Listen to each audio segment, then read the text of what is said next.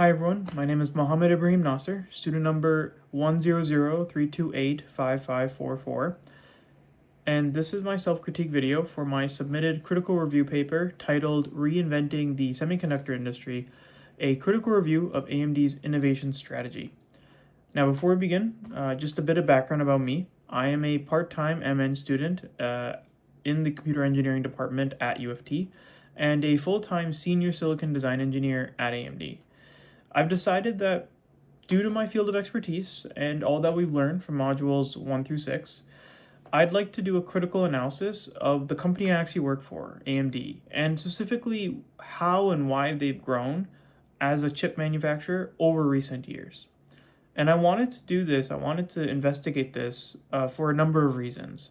One, I feel my input is actually very valuable just because I've worked at the company, and on top of that, I've worked through many different departments at the company. I have experience working with PCB designers, I have experience working with firmware engineers, software development engineers, and currently I work as a chip designer for the data center GPU team. So that overall exposure, I think, is allows me to give a very insightful opinion on the matter. On top of all that, personally, I think it's also very important to understand how and why a company like AMD has been so successful over the past few years. Because, in my opinion, it'll be all the more relevant in the near future.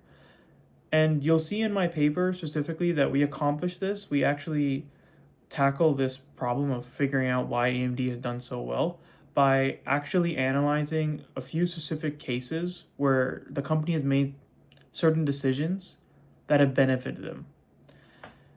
So without further ado, let's begin. For section A, problem, issue, and topic, I did give myself a level 4 for identification. If you take a look at my paper, in the beginning, we very clearly state the industry and company we'll be looking into and analyzing over the course of the paper. And on top of that, we delve into the actual factors that make up our innovation strategy. In terms of delivering all relevant information, uh, all stats or references provided through the paper are purely used to reinforce our ideas. So, for instance, an example would be right here where we're making a claim that computing has reached a new level of demand. And this isn't just an opinionated statement, we provide statistics to back that up. And this is the case throughout the entire paper. For assumptions, I have given myself a level 4 as well. I do think this is another strong point for my paper, especially when you take a look at the case study portion.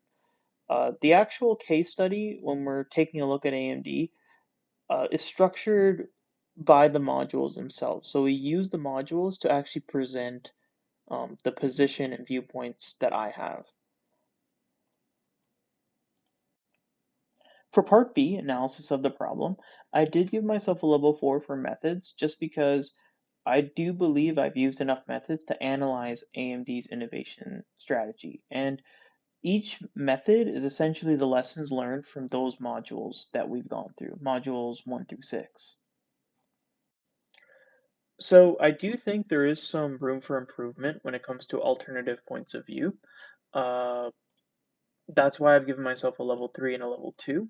A level 3 here because the paper does position itself well and it does take into account the complexities of some of these issues.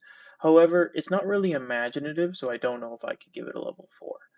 On top of that, in terms of actual alternative viewpoints, we do touch upon a few of those in the critique itself, where we talk about what NVIDIA is doing and some of their methodologies that they follow, but we don't really touch upon that throughout the paper. So there is some room for improvement there. In terms of credibility of resources and source material, most, if not all, the references used throughout the paper are either financial or statistical documents, which are used to reinforce AMD's financial growth over time.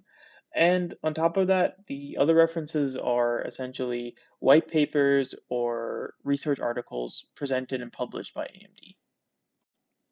For part D, conclusion slash problem solution, for limitations, I did give myself a level 2 just because we do talk about the limitations and issues with their innovation strategies in the conclusion and critique part of the paper. However, we don't really touch upon it elsewhere. For integration, I did give myself a level 4 and a level 3, just because I do think my ideas sort of form a very coherent and clear argument. And that's because of the way the modules are structured. When the modules are cascaded one after the other, it creates this very clear view and vision of how and why AMD's innovative strategy has led them so far. I did give myself a level 3 just because I don't think these ideas are transformative enough to the point where you're thinking in a whole new type of way. For conclusion, I did give myself a level 4 just because I do think it's clear and concise. We touch upon the benefits and the pros that AMD's innovation strategy has, while also noting the very clear risks and challenges that they have to overcome in order to stay competitive with companies like NVIDIA. For creativity, I did give myself a level 3 and level 2. I do think there's some room for improvement, mainly because some insights were made and there's some unique perspectives throughout the paper. However, there's nothing really revolutionary, which is why I think that could be a place for improvement. For communication, I did give myself a level 3 because I do think overall, I think using a company to explain something like business innovation and using it as an example in a case study is pretty unique. However, I don't think it's risk taking or pushing any boundaries, which is why I didn't give it a level 4. And yeah, that's my overall review.